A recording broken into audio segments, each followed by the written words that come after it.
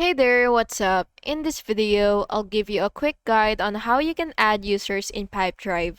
This is useful for teams to collaborate, share pipelines, and manage deals efficiently. So the first thing that you will have to do is click your profile icon, and once you're here, you will just have to click Manage Users, and just wait for it to load. And once you're here, you will just have to click this plus button right here, which is a plus user. So just go ahead and click that.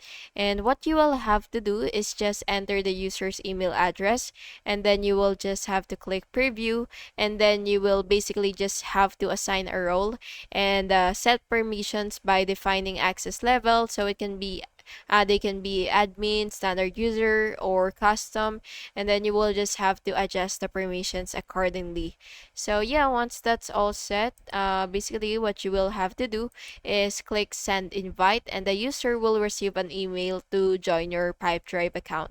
So yeah, that's basically just it. I hope you found this video helpful, and if you did, please make sure to like and subscribe for more videos like this. Thank you and have an awesome day.